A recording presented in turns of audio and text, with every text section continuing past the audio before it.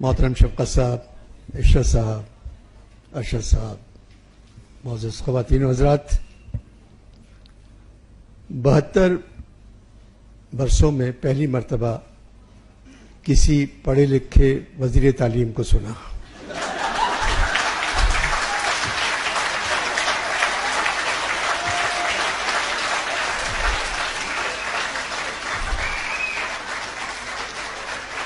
اور ایک شخص جن کا نام عشرت حسین ہے، جس کو آئی ایم ایف نے پریشان کر رکھا ہے، اس کو آئی ایل ایف میں بلا لیا۔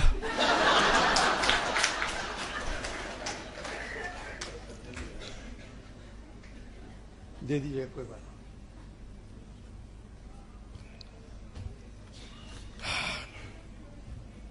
اسلام آباد میں چھٹا آکسفورڈ ادبی فیسٹیول، چھٹا کا لفظ اچھا نہیں لگتا تو مجھے اردو انگریزی میں بول دوں میں کہ 6th ادبی فیسٹیول۔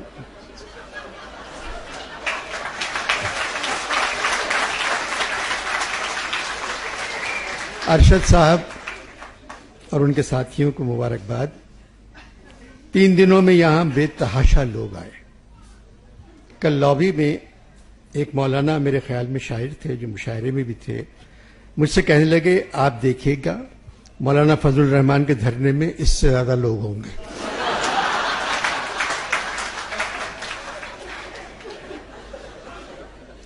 پھر کہنے لگے عمران خان کا نعرہ تبدیلی آئی رے، سب کہہ رہے ہیں آپ نے لکھا ہے۔ میں نے کہا میرا کسی سیاسی جماعت سے تعلق نہیں ہے، تبدیلی آئی رے میں نے نہیں لکھا۔ اگر عمران صاحب مجھ سے کہتے پھر بھی یہ نعرہ میں نہیں لکھتا۔ تبدیلی کا مطلب ہے دیگر گوں ہونا، تہو بالا ہونا، یعنی الٹ پلٹ ہونا، رنگ بدلنا، ایک سپاہی کی جگہ دوسرے سپاہی کا آنا، یہ لغت میں تبدیلی کا مطلب ہے۔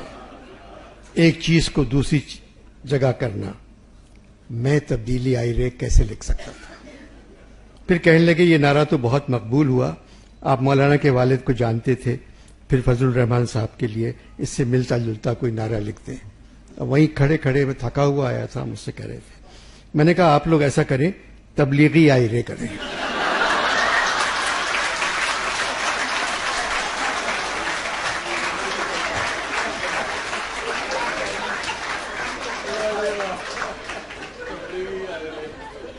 آپ لوگ تبلیغی آئی رے کا گانا بنا دیں۔ انہوں نے کاغذ قلم نکالا اور لکھ لیا۔ میں ڈر گیا کہیں یہ میرے نام سے نہ لکھوائیں۔ پھر میں نے کہا مگر تبلیغی کے ساتھ میوزک نہیں ہو سکتی۔ میں سوچ کے آپ کو دوسرا نعرہ بتاؤں گا۔ میں پیر کی صبح جا رہا ہوں، یہ کمرے کا نمبر ہے میرے، آپ مجھ سے بات کر لیجیے گا۔ پھر کہنے لگے پاکستان ایک اسلامی ملک ہے، آپ دیکھ رہے ہیں یہاں جوان لڑکیاں بغیر آستین کی قمیص اور بغیر دوپٹے کے گھوم رہی ہیں۔ میں نے کہا میں نے صرف حجاب پہنے ہوئے لڑکیوں کو دیکھا کیونکہ وہ مجھے دیکھ رہی تھیں۔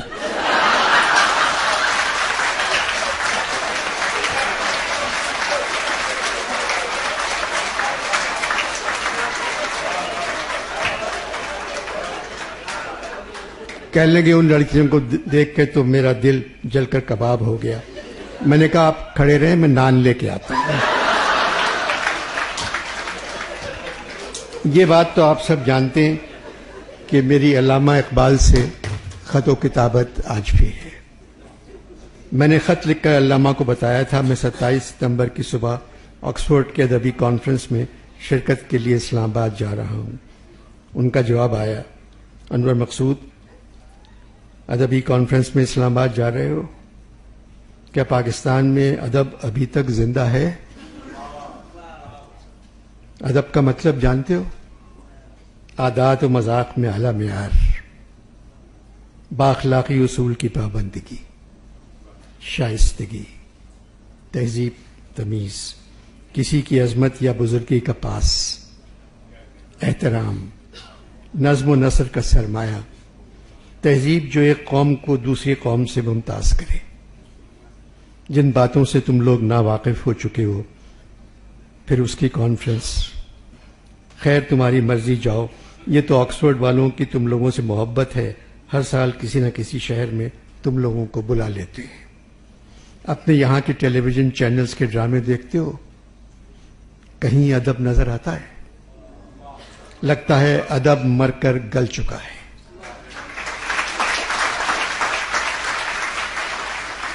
لگتا ہے ادب مر کر گل چکا ہے، اور اسی وجہ سے آکسفورڈ والوں نے ادیبوں کو مرگلا میں ٹھہرایا ہے۔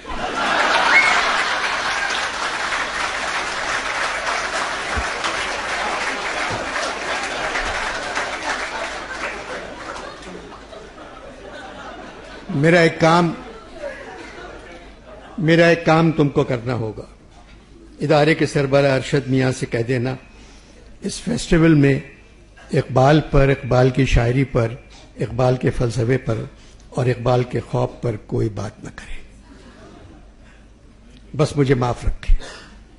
جب قوم ایسی ہے تو پھر اس کا قومی شاعر کیسا ہوگا؟ سب مجھے صدی کا نمبر 1 شاعر کہتے ہیں، ان سے کہو کہنا چھوڑ دیں۔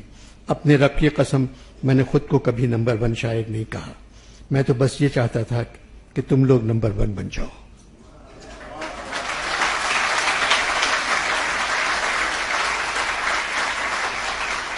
مگر تم لوگوں نے میری محنت پر دھیان ہی نہیں دیا۔ عروج آدم خاکی سے انجم سہمے جاتے ہیں۔ یہاں آدم خاکی سے میری مراد فوج نہیں ہے،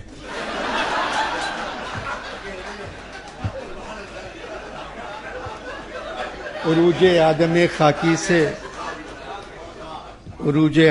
خاکی سے انجم سہمے جاتے ہیں کہ یہ ٹوٹا ہوا تارا مہ کامل نہ بن جائے۔ دوسرے ملکوں کے انسان چاند پر اتر رہے ہیں، تم لوگ عید، بقرعید، رمضان کا چاند دیکھنے کے لیے کروڑوں روپے خرچ کر دیتے ہو۔ جو لوگ چاند کو دیکھتے ہیں ان کو اپنا کمر بند نظر نہیں آتا، تو چاند کیا نظر آئے گا؟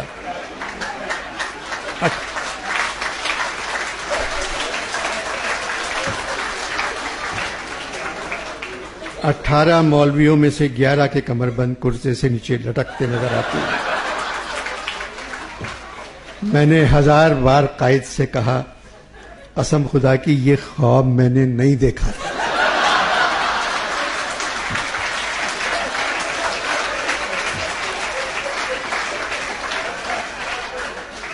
قائد نے 10,000 بار مجھ سے کہا، علامہ یہ پاکستان میں نے نہیں بنایا تھا۔ 72 برس بعد اب ہر لیڈر یہ کہہ رہا ہے، ہم پاکستان کو قائد اور اقبال کا پاکستان بنائیں گے۔ یہ صرف پاکستان کو اپنا بنا لیں اور قائد اور اقبال کو بھول جائیں۔ قائد کے بارے میں تم نے پوچھا ہے، اپنی پیدائش قائد کے بارے میں تم نے پوچھا ہے، انور مقصود اپنی پیدائش کا دن نہیں مناتے، اپنی برسی کا دن بڑی شان و شوکت سے مناتے ہیں۔ تم لوگوں نے اب قائد کی وفات 11 ستمبر کی چھٹی بھی ختم کر دی ہے۔ اس دفعہ 11 ستمبر کو قائد نے گھر پہ دعوت کی تھی۔ قائد نے مجھے، مولانا ابوالکلام آزاد، غالب اور فیض کو بلایا تھا۔ غالب کو فیض کے کہنے پر بلایا کیونکہ غالب اپنے ساتھ کچھ نہ کچھ لے آتے ہیں۔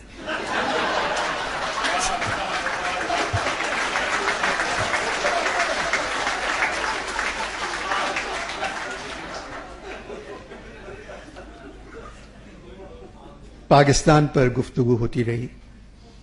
غالب نے پوچھا، محمد علی صاحب آپ اکیلے ہیں جو اپنی برسی بڑے شوق سے مناتے ہیں۔ قائد نے کہا، آپ کا ایک شعر مجھے علامہ نے سنایا تھا، پاکستان کے وجود میں آنے کے بعد میں پریشان اور ساتھ ساتھ پشیمان بھی ہوا۔ علامہ وہ کیا شعر تھا؟ غالب نے کہا، میں سنا دیتا ہوں۔ کہتے ہیں جیتے ہیں امید پہ لوگ، ہم کو جینے ہی کی امید نہیں۔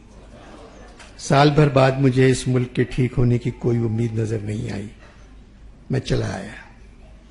خود کو خوش قسمت سمجھتا ہوں اور اپنی برسی کے دن خوش رہتا ہوں۔ غالب نے پوچھا، کیوں؟ فیض نے کہا، مرزا قائد نے ملک ٹوٹتے نہیں دیکھا. مشرقی پاکستان الگ ہو گیا، بنگلہ دیش بن گیا، 4 صوبے بچ گئے، چاروں میں یاری دوستی نہیں ہے. قائد نے بے ایمانی نہیں دیکھی، قائد نے بے نامی اکاؤنٹس نہیں دیکھے، منی لانڈرنگ نہیں دیکھی، سیاستدانوں، سرکاری افسروں اور فوج کو امیر ہوتے نہیں دیکھا، تہذیب اور تمدن کا زوال نہیں دیکھا، آئین کے ٹکڑے ہوتے ہوئے نہیں دیکھے. علامہ نے تو کہہ دیا تھا، وطن کی فکر کر ناداں، مصیبت آنے والی ہے، تیری بربادیوں کے مشورے ہیں آسمانوں میں. مولانا آزاد نے کہا، فیض آپ نے تو 14 اگست 47 کے بارے میں کہہ دیا تھا، یہ داغ داغ اجالا، یہ شب گزیدہ سحر. وہ انتظار تھا جس کا یہ وہ سحر تو نہیں. غالب بولے، قائد ہندوستان میں رہتے پاکستان بنانے کی کیا ضرورت تھی؟ مولانا نے کہا، میں نے بھی قائد سے یہی کہا تھا. مرزا، مارچ 1940 رام گڑھ کے جلسے میں میں نے کہا تھا، میں مسلمان ہوں اور فخر کے ساتھ کہتا ہوں کہ مسلمان ہوں. اسلام کی 1300 برس کی شاندار روایتیں میرے ورثے میں آئی ہیں. میں تیار نہیں کہ اس کا کوئی چھوٹے سے چھوٹا حصہ بھی ضائع ہونے دوں. اسلام کی تاریخ، اسلام کے علوم و فنون، اسلام کی تہذیب میری دولت کا سرمایہ ہے. میرا فرض ہے میں اس کی حفاظت کروں. اب اسلام اس سرزمین پر ویسا ہی دعویٰ رکھتا ہے جیسا دعویٰ ہندو مذہب کا ہے. اگر ہندو مذہب کئی ہزار برس سے سرزمین کے باشندوں کا مذہب ہے تو اسلام بھی 1000 برس سے اس سرزمین کے باشندوں کا مذہب رہا ہے. قائد نے کہا، مولانا آپ حال میں رہتے تھے، ماضی میں گم تھے، میں مستقبل کے بارے میں سوچتا تھا. آج ہندوستان میں مسلمانوں کے ساتھ کیا ہو رہا ہے؟ مجھے معلوم تھا ہندوستان میں آنے والے لیڈر گاندھی کی طرح نہیں ہوں گے. یہ تو گاندھی کا کرم تھا کہ مسلمان خوش تھے. غالب بولے، گاندھی کا نام بھی تو کرم تھا. مولانا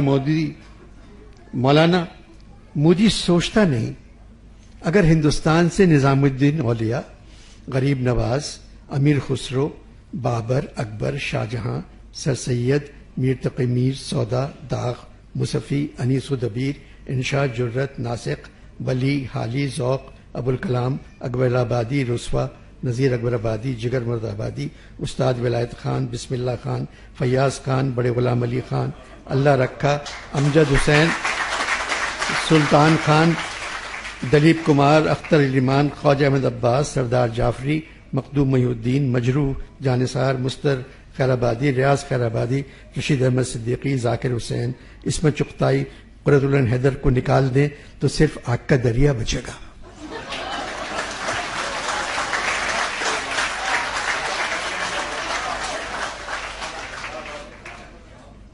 مولانا نے کہا، مرزا آپ نے اپنا نام نہیں لیا.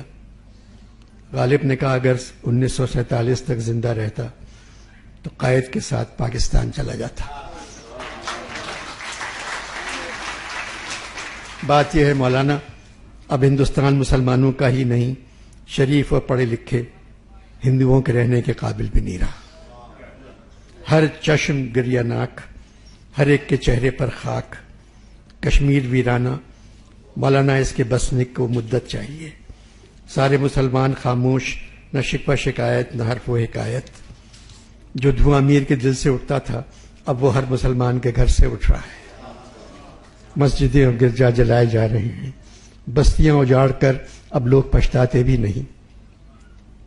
مولانا دلی تو کئی بار اجڑی پھر بس گئی، مگر ہندوستان پہلی بار اجڑا.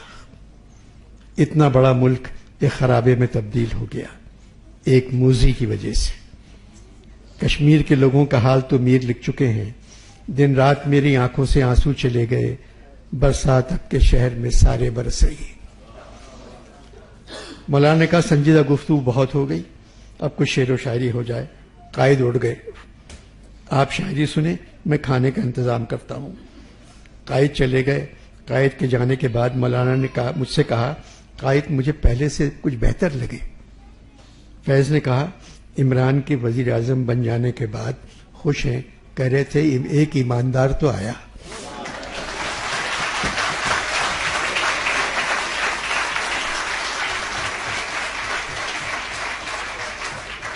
مولانا نے کہا اگر سربراہ ایماندار ہو تو ملک کے حالات خود بخود ٹھیک ہو جاتے ہیں.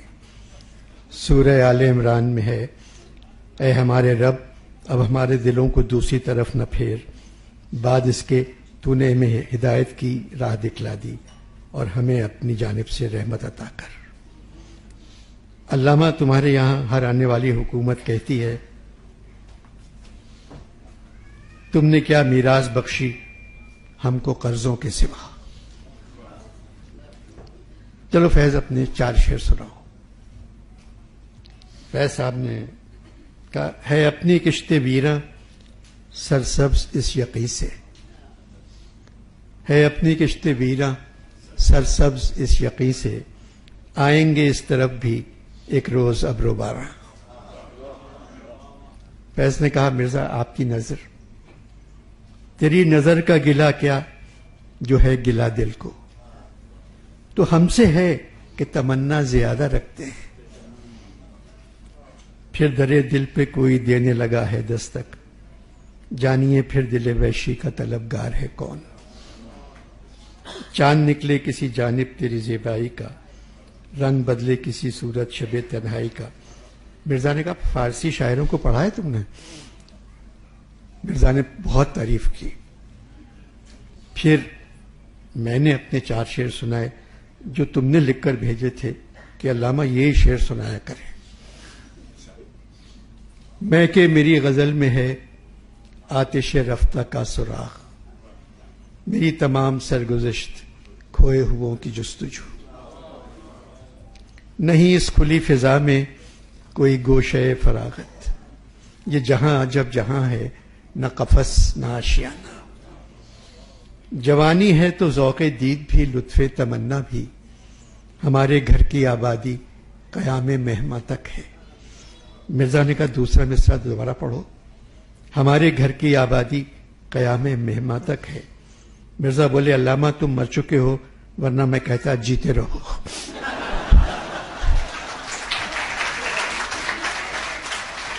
کیا مصرع لکھا ہے تم نے، ہمارے گھر کی آبادی قیام مہماں تک ہے.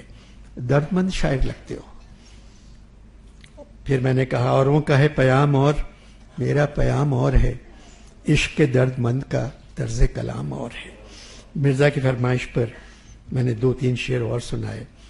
جفا جو عشق میں ہوتی ہے وہ جفا ہی نہیں، ستم نہ ہو تو محبت میں کچھ مزہ ہی نہیں. ممکن ہے کہ تو جس کو سمجھتا ہو بہاراں، اوروں کی نگاہوں میں وہ موسم ہو خزاں کا. عالم سوز و ساز میں وصل سے بڑھ کے ہے فراق، وصل میں مرگ آرزو ہجر میں لذت طلب. غالب نے مجھ سے پوچھا تم سیالکوٹ میں پیدا ہوئے تھے؟ میں نے کہا ہاں. کہیں گے کیسا شہر ہے؟ میں نے کہا اچھا ہے مرزا، فیض بھی وہیں پیدا ہوئے تو مجھے اور اچھا لگنے لگا. پھر مرزا نے کہا فردوس عاشق اوان بھی تو سیالکوٹ میں پیدا ہوئے.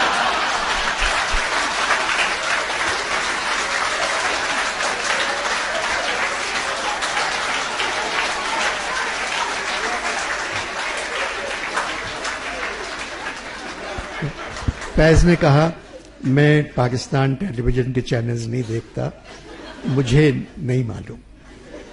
چلے مرزا آپ برا نہ مانے تو آخر میں کیونکہ وقت ختم ہو رہا ہے اپنے چند اشعار سناتے ہیں. غالب نے مولانا سے اجازت مانگی. مجھے اب دیکھ کر ابر شفق آلودہ یاد آیا. نیو یارک میں آپ بیلکنی میں بیٹھیں اور ایک اورنج اسکائی کو دیکھیں تو غالب نے وہیں بیٹھ کے لکھا ہوگا مجھے اب دیکھ کر ابر شفق آلودہ یاد آیا کہ فرقت میں تیری آتش برستی تھی گلستاں پر. مولانا نے کہا شاعری میں مصوری کا مزہ آ گیا ہے. وعدہ آنے کا وفا کیجئے، یہ کیا انداز ہے؟ وعدہ آنے کا وفا کیجئے یہ کیا انداز ہے؟ تم نے کیوں سونپی ہے اپنے گھر کی دربانی مجھے؟ یہ غالب کا شعر بہت لوگوں نے نہیں سنا، جو غالب کو خود بہت پسند تھا. میں بھولا نہیں تجھ کو اے میری جان، میں بھولا نہیں تجھ کو اے میری جان، کروں کیا کہ یہاں گر رہے ہیں مکان. دلی کے اوپر لکھا تھا. غیر سے دیکھیے کیا خوب نبھائی اس نے، نہ صحیح ہم سے پر اس بت میں وفا ہے تو صحیح. ان کو کیا علم کے کشتی پہ میری کیا گزری، دوست جو ساتھ میرے طالب ساحل آئے. مولانا مجھے اپنا ایک مصرع بہت اچھا لگتا ہے. گو نہ ملتے تھے پر ایک شہر میں تو رہتے تھے، ضد کی ہے اور بات مگر خوب بری نہیں، بھولے سے اس نے سینکڑوں وعدے وفا کیے. میں نے کہا مرزا برق تمام ہوا اور مدح باقی ہے. فاطمہ جناح نے کھانا شاید 2 لوگوں کے لیے پکایا تھا.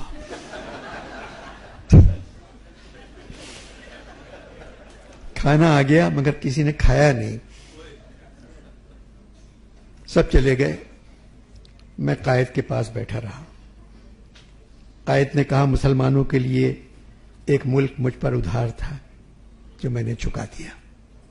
میں نے کہا اب جو پاکستان پر ادھار ہے وہ کون چکائے گا؟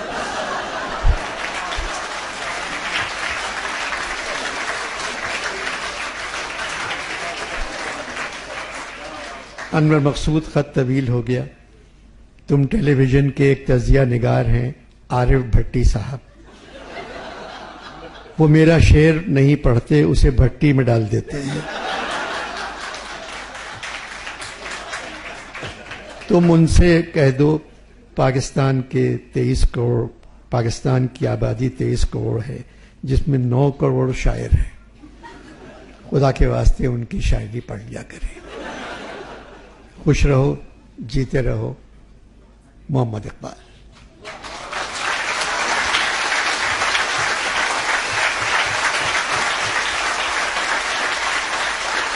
اور آج بہت بہت شکریہ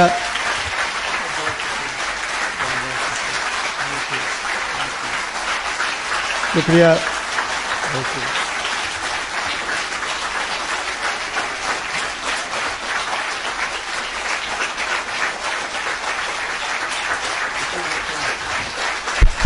ارشد صاحب، آپ سے بس کہنا ہے مجھے کہ عمران خان بہت کامیاب دورے کے بعد آج واپس آئے ہیں،